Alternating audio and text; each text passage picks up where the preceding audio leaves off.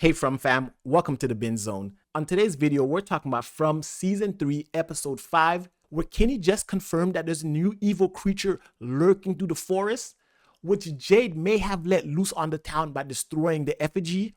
Victor and his father finally reconnected after over 40 years, but there seems to be something sinister lurking beneath the surface of Victor's dad. And Dale, of all people, literally just laid the foundations for a revolution against Boyd's leadership. All that will be discussed in this episode, so hit that subscribe button, guys, and let's just dive into the breakdown. The episode picks up immediately after the events of episode 4, with Donna and Boyd bringing Randall into Colony House to treat his wounds because of just how badly the monsters left him. While they're trying to help Randall, Randall does not want Boyd's help. And that's the main reason why the monsters didn't kill him last episode. That's because they wanted to sow division into the town. We know that the creatures want to break Boyd, and if they can't break Boyd, they're gonna break the town's trust in Boyd. And we see that unravel throughout the episode as the town starts to lose hope and faith in Boyd, which is causing Boyd to start to lose faith, which is ultimately what they want. They did way more damage by not killing Randall than they would have had they killed him. All of this is part of their master plan. But Randall does survive the night, and we find ourselves in the hospital. Kenny and Jade are bringing Christy back, and as soon as Jade finds out that Tabitha's back, he's out of there. And that's because Jade has been focused on one thing and one thing only, understanding what's going on, the patterns. And with Tabitha leaving the town and coming back, Jade has a lot of questions. Jade and Tabitha are the only ones trying to help the kids. Both of them have been playing their own role in the mystery of the town. Tabitha is this cycle's version of Miranda, and Jade is this version of Christopher, which makes both of these characters super important to the story. But more importantly, these two characters are the closest to figuring out what's going on because they've experienced the most.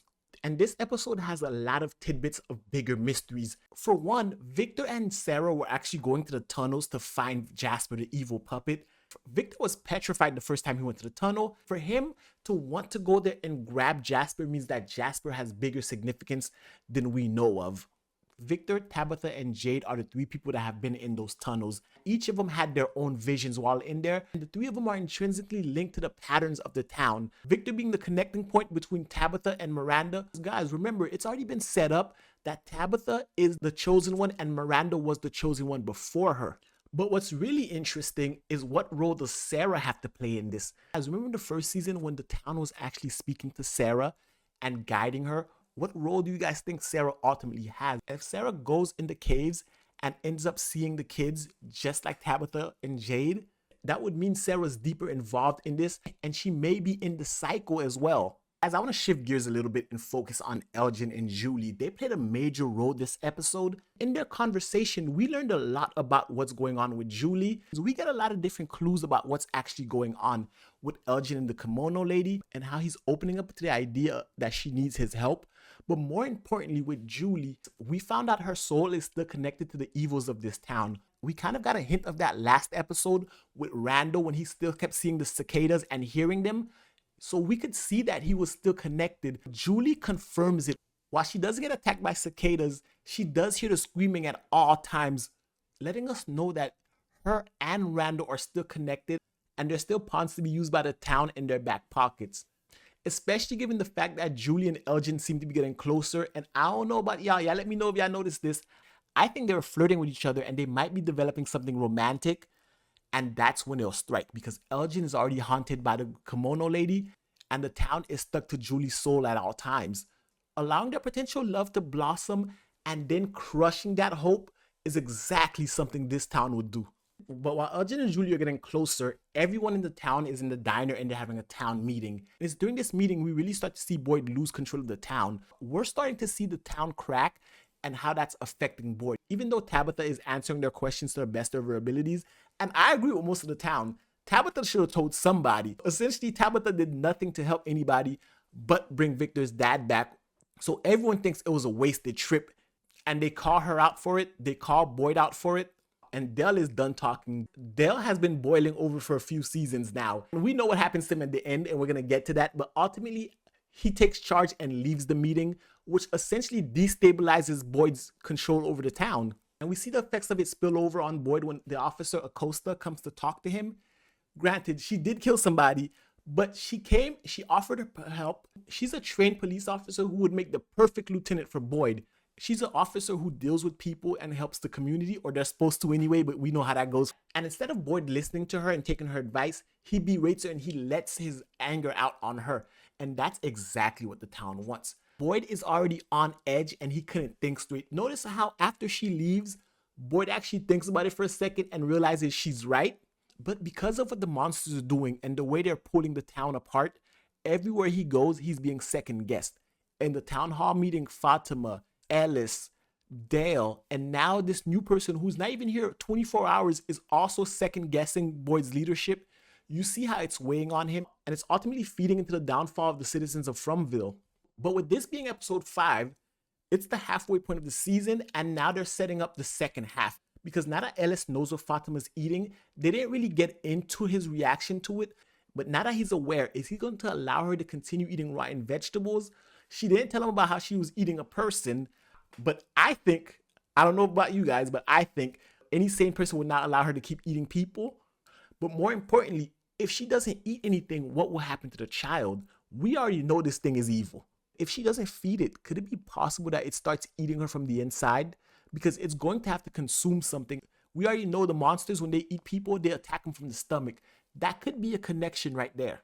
After watching this episode, I have some theories. While Henry's super happy to see Victor, Victor says he only draws things from his memories and he has no memories of his father. I found this super interesting because at one point in time, he had no memories of his sister Eloise. He forgot, almost as though he blocks out negative things. But we see time and time again, Victor drawing shadowy figures of an evil man. I don't know if you guys noticed, but when his dad was walking around his room, he was going through Victor's things, looking at the pictures, almost as though he was looking for something. And guys, I know that probably sounds like a tinfoil hat moment, but this show has taught me to always be suspicious. Even though the reconnection between Victor and his dad was one of the most heartwarming scenes we've ever had in this series, we know this town feeds on those moments. It needs it.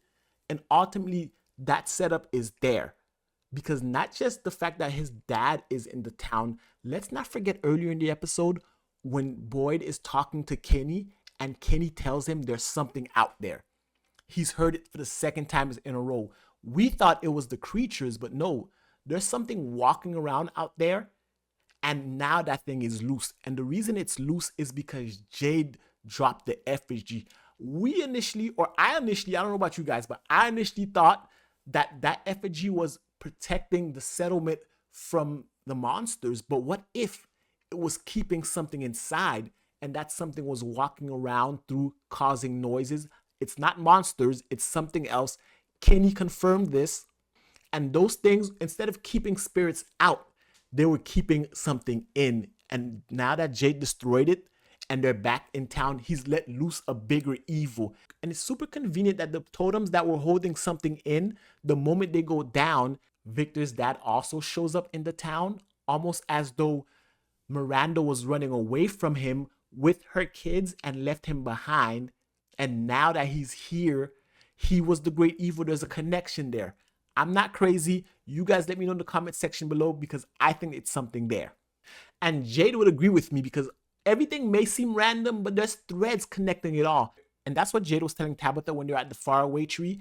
And that's when the crux of the episode happens. Dale shows up. And I'm not going to lie, I wouldn't have went through the tree, but I'm not mad at Dale, because we got to test it. It wouldn't have been me, but somebody had to try it. Dale goes through the tree, and instead of going home, he ends up in the motel pool. Dale just appears in the cement of the pool, half in, half out. His molecules fused with the cement of the pool, ultimately killing him, but not before the town gathered and saw what happens if you go through a tree. The faraway trees take you anywhere at random. It's not like it's a reliable transportation service. And at the same time, that does two things to the town. One, that makes Boyd check the town, and that may breed resentment. Randall is still there, resentful of Boyd. Even though bus driver Bakta has his back, I can see the town splintering. I've been noticing the cracks in the town throughout this season, and there's going to be two factions before the season's over. And the second thing it does is, I think Dell and Donna had a deeper connection than we all thought, and this might have broken her. She can't deal with any of this. Donna is at her breaking point, and if she can't lead correctly, All it takes is a charismatic person whose face got half eaten, wants to take a stand and take control of Colony House against Boyd, and he can do it. Randall is about to be a major antagonist for the rest of the season, because I noticed when Boyd was on the bus going through some of his stuff, he picked up what looked to be an effigy. At first, I thought he was making another talisman, but the talismans aren't carved that way. It looks like he's making one of those totem heads that was keeping the creature out. Randall, Julie, and Maury are still connected to the town.